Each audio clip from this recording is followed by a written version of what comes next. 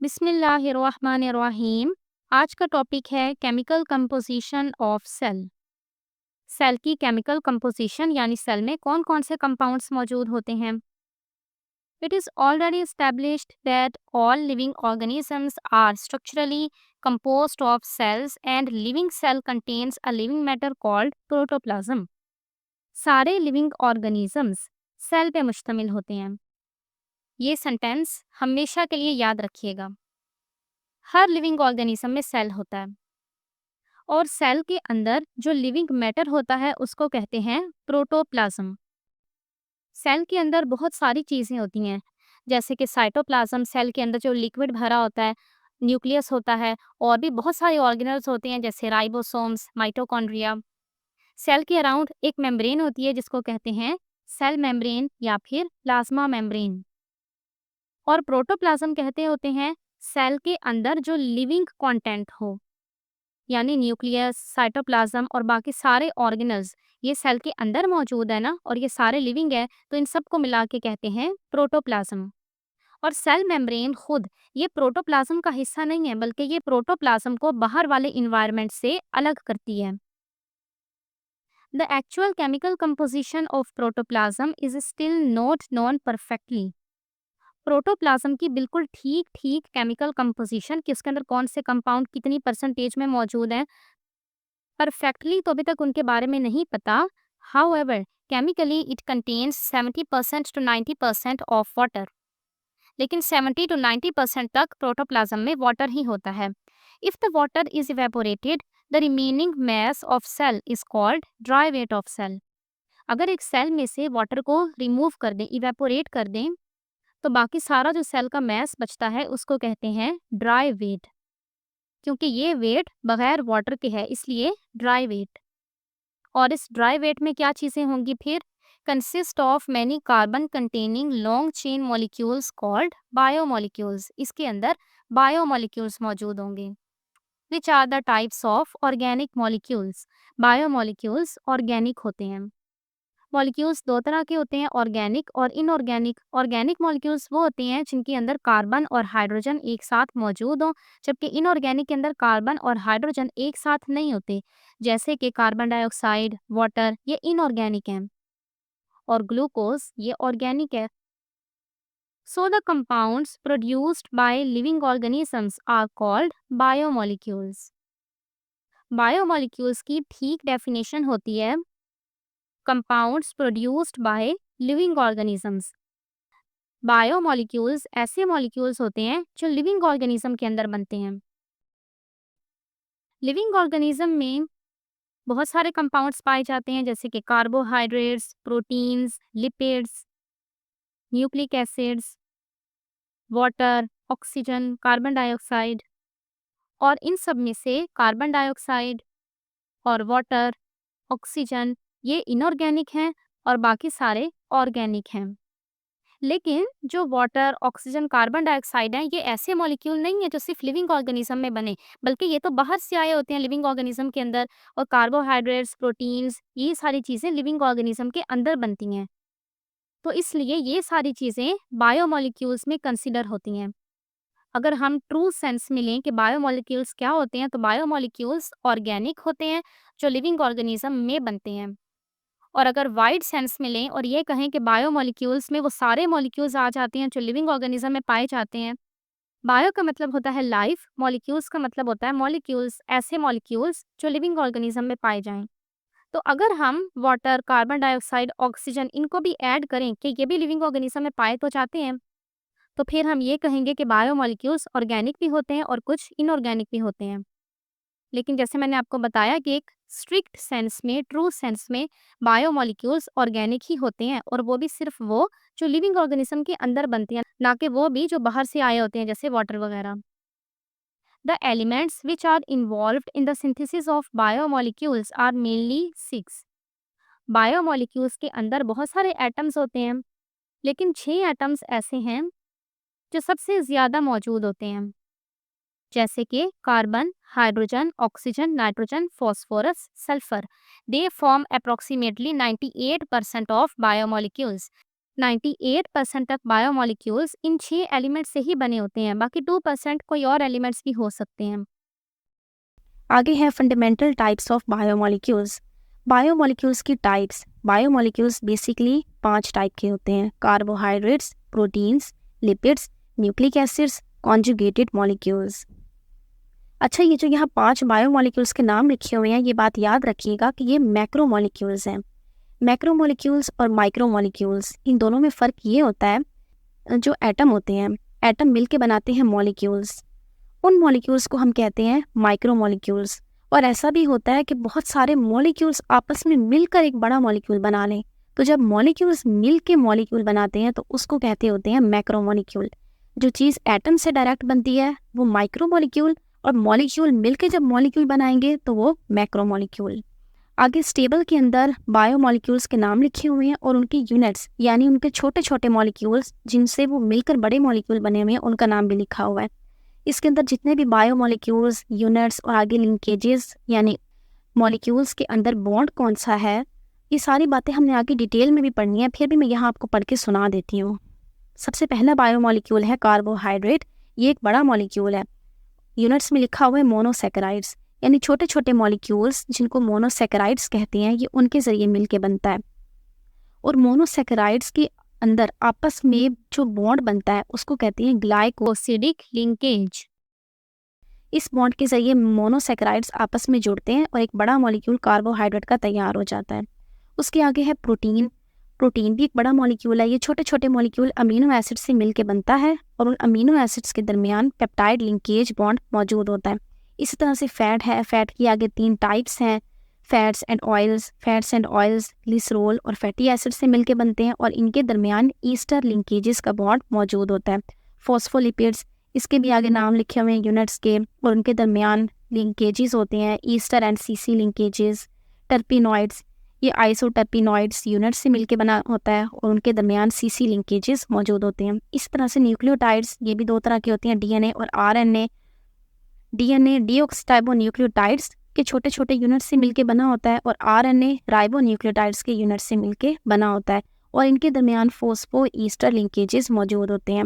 आगे है conjugated molecules. ये डिफरेंट बायोमोलिक्यूल्स से मिलके बन जाते हैं। कॉन्जुगेटेड मॉलिक्यूल भी बड़े मॉलिक्यूल हैं और डिफरेंट तरह के मॉलिक्यूल्स आपस में मिल जाते हैं और बस वो बन जाता है कॉन्जुगेटेड मॉलिक्यूल, और इनके दरमियान बॉन्ड भी डिफरेंट हो सकते हैं। अगर ये टेबल नहीं भी समझ में आया तो भी कोई टेंशन वाली बात नहीं है, आगे हमने इसकी हर चीज़ को डिटेल में पढ़ना है। ये उन्होंने बस ऐसे ही लिखा हुआ है थोड़ी बहुत अंडरस्टैंडिंग के लिए।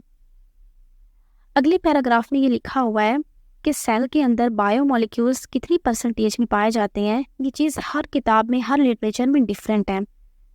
वो इसलिए क्योंकि एक लिविंग ऑर्गेनिज्म के अंदर भी डिफरेंट सेल में डिफरेंट परसेंटेजेस होती हैं बायोमोलिक्यूल की। तो अब ये तो मुमकिन ही नहीं है कि सारे ऑर्गेनिज्म के अंदर ही सेम क्वांटिटी में वो आ जाए बायोमोलिक्यूल। इसलिए यहाँ नीचे टेबल में जो वैल्यूज़ लिखी हुई हैं ये एवरेज लिखी हुई हैं। बैक्टीरियल सेल और ममेलियन सेल, देख लेते हैं इनकी परसेंटेजेस जो एवरेज वैल्यूज़ हैं वो क्या हैं। बैक्टीरियल सेल के अंदर वाटर 70% है, ममेलियन सेल में भी 70% है। बैक्टीरियल सेल में प्रोटीन 15%, जबकि ममेलियन सेल के अंदर 18% है। इस तरह से बाकी परसेंटेजेस भी लिखी हुई हैं, वो भी आप पढ़ सकते हैं। इसी का ही अगला टॉपिक है synthesis and break down of macromolecules polymers. Synthesis of macromolecules polymers by condensation. Synthesis of macromolecules, यानी मैक्रोमोलिक्यूल्स बनते कैसे हैं। मैक्रोमोलिक्यूल्स को पॉलीमर्स भी कहते हैं और ये जिस प्रोसेस के जरिए बनते हैं उस प्रोसेस को कहते हैं condensation. Molecules which form the structure and carry out activities of the cells are large in size and highly organised molecules.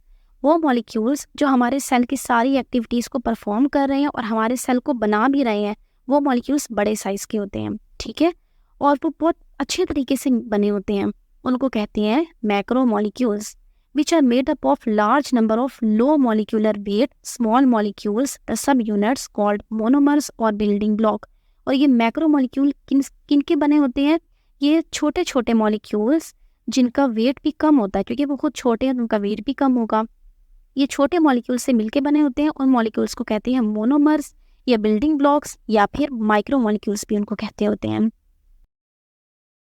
Macromolecules are constructed from monomers by a process that resembles coupling of rail cars onto a train. यानी macromolecules कुछ इस तरह से बनेंगे कि आपने देखा होगा ट्रेन में बहुत सारे डब्बे होते हैं और उन डब्बों के दरमियान, ट्रेन डब्बों पे ही मुश्तमिल होती है ना, और उन डब्बों के दरमियान चेन या और तरह की मशीनरी होती है जिसके ज़रिए वो डब्बे आपस में मिले होते हैं। तो वो जो डब्बे हैं ट्रेन के वो हो गए माइक्रोमोलिक्यूल्स, और उनके अंदर वो जो मशीनरी या चेन्स लगी हुई हैं दो डब्बों के दरमियान वो है उनका लिंकेज या बॉन्ड, और वो जो लंबी सारी ट्रेन क्रिएट हुई है उन डब्बों के ज़रिए से वो हो गया मैक्रोमोलिक्यूल। तो मॉलिक्यूल्स इसी तरह के होते हैं, जो भी हमारे अंदर मैक्रो मॉलिक्यूल्स हैं वो लंबी लंबी चेन की शक्ल में होते हैं, जैसे ट्रेन होती है ना लंबी सी, वैसे ही होते हैं। ये जो ट्रेन के डब्बे होते हैं इनको कहते होते हैं rail cars. The basic structure of each group of macromolecule is very similar in all organisms from bacteria to human beings. यानी बैक्टीरिया से लेकर ह्यूमन बींग तक जितने भी ऑर्गेनिज्म हैं सबके अंदर मैक्रो मॉलिक्यूल्स का स्ट्रक्चर सेम ही होता है। जो प्रोटीन का स्ट्रक्चर मेरे अंदर है बैक्टीरिया में भी वही होगा, फ्रॉग में भी वही होगा, डॉग में भी वही होगा, कैट में भी वही होगा। जो ग्लूकोज मेरे अंदर है बैक्टीरिया से लेके बाकी सबके अंदर तक भी वही होगा। मैक्रोमोलिक्यूल्स का स्ट्रक्चर सेम ही होता है सबके अंदर। अब हम कंडेंसेशन का प्रोसेस देख लेते हैं कि कैसे कंडेंसेशन के ज़रिए मैक्रोमोलिक्यूल्स क्रिएट होते हैं। ये आपको नज़र आ रहा होगा कि ये सारे हैं मोनोमर्स। हर मोनोमर का स्ट्रक्चर एक ख़ास तरीके का होता है।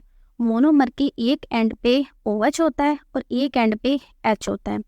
अब जब दो मोनोमर्स आपस में कंबाइन होंगे तो एक मोनोमर अपना H और एक मोनोमर अपना OH देगा, और ये एक का H और दूसरे का OH ये मिल के H2O बना लेंगे, यानी कि वाटर का मॉलिक्यूल, और ये रिलीज़ हो जाएगा और दोनों मोनोमर्स के दरमियान बॉन्ड क्रिएट हो जाएगा। इस प्रोसेस को हमने कह दिया कंडेंसेशन, यानी कि जॉइनिंग टू मोनोमर्स, दो मोनोमर्स ज्वाइन हो रहे हैं बाय रिमूविंग वाटर मॉलिक्यूल, और वाटर मॉलिक्यूल रिलीज हो रहा है। इसको कंडेंसेशन के अलावा डिहाइड्रेशन सिंथेसिस भी कहते हैं, क्योंकि इसके अंदर डिहाइड्रेशन यानी वाटर रिलीज हो रहा है और सिंथेसिस यानी कि बॉन्ड बन रहा है। Condensation always takes place by proper enzymes and energy expense. जब भी बड़ा मॉलिक्यूल क्रिएट होता है तो हमेशा एंजाइम भी इस्तेमाल होते हैं और एनर्जी भी इस्तेमाल होती है। अगला टॉपिक है break down of macromolecule by hydrolysis. Macromolecule break होगा माइक्रोमोलिक्यूल्स में, इस प्रोसेस को कहते होते हैं हाइड्रोलिसिस। हाइड्रो का मतलब है वाटर और लाइसिस मतलब ब्रेक होना, यानी वाटर ऐड होकर ब्रेक होना। ये प्रोसेस कंडेंसेशन का रिवर्स है।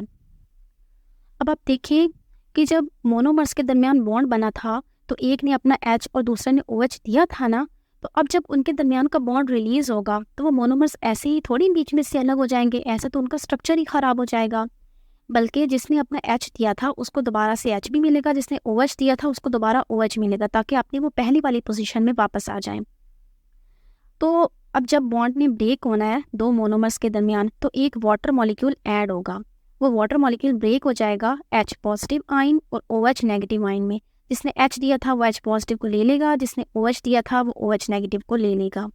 तो वाटर ऐड हो गया, बॉन्ड ब्रेक हो गया और दोनों मोनोमर्स अपनी पहली वाली पोजीशन में वापस आ गए। अच्छा, जब हाइड्रोलिसिस होती है यानी बॉन्ड ब्रेक होता है तो हमेशा एनर्जी रिलीज होती है। जब मैक्रोमोलिक्यूल्स क्रिएट होंगे तो एनर्जी इस्तेमाल होगी, और जब मैक्रोमोलिक्यूल्स ब्रेक होंगे तो एनर्जी रिलीज होगी। अगले पैराग्राफ में प्लांट्स और एनिमल्स के बारे में कुछ मेन बातें लिखी हुई हैं। इन हेटरोट्रॉप्स वो होते हैं जो अपना खाना खुद नहीं बना सकते, जैसे कि हम बना बनाया खाना खाते हैं, यानी हम ऐसी चीज़ें खाते हैं जिनके अंदर ऑर्गेनिक मॉलिक्यूल्स, बायोमॉलिक्यूल्स मौजूद हों, जिनके अंदर पहले से ही बना बनाया प्रोटीन, ग्लूकोज, लिपिड्स मौजूद हों। जबकि प्लांट्स जो ऑटोट्रॉप्स होते हैं वो खुद ही अपने अंदर ये प्रोटीन, कार्बोहाइड्रेट्स, फैट्स खुद ही क्रिएट कर लेते हैं, वो खाते नहीं हैं। In heterotrophs, during digestion, macromolecules broken into monomers by hydrolysis with the help of hydrolytic enzymes. Heterotrophs के अंदर यानी हमारे अंदर जब हम खाना खाते हैं उसके अंदर ग्लूकोज, प्रोटीन्स, फैट्स ये चीज़ें मौजूद होती हैं ना, तो ये चीज़ें जब हम खाना डाइजेस्ट करते हैं तो यही मैक्रोमोलिक्यूल्स ब्रेक हो जाते हैं मोनोमर्स में हाइड्रोलिसिस प्रोसेस के ज़रिए, और एंजाइम तो इस्तेमाल होते ही होते हैं। ये मैक्रोमोलिक्यूल्स ब्रेक इसलिए होते हैं क्योंकि इन्होंने सेल के अंदर जाना होता है और ये बड़े मॉलिक्यूल्स सेल में से पास नहीं हो सकते। तो जब ये स्टमक में कन्वर्ट हो जाएंगे मोनोमर्स में, तो ये सेल के अंदर जाएंगे और सेल के अंदर जाके दोबारा से कंडेंसेशन के ज़रिए मैक्रोमोलिक्यूल्स बन जाएंगे और वहाँ स्टोर हो जाएंगे। फिर जब हमें कभी एनर्जी की ज़रूरत होती है तो यही मॉलिक्यूल्स हाइड्रोलिसिस के ज़रिए सेल के अंदर ब्रेक होंगे और एनर्जी प्रोड्यूस करेंगे, क्योंकि हमने ऊपर पढ़ा है ना कि एनर्जी हमेशा हाइड्रोलिसिस के ज़रिए ही रिलीज़ होगी, जबकि कंडेंसेशन में एनर्जी इस्तेमाल होती है। इन autotrophs cell produce monomers from inorganic molecules like carbon dioxide, water, nitrates, sulfates, etc. Autotroph के सेल अपने मोनोमर्स खुद ही क्रिएट कर लेते हैं और फिर वो मोनोमर्स कंबाइन होके मैक्रोमोलिक्यूल्स भी बना लेंगे कंडेंसेशन के ज़रिए।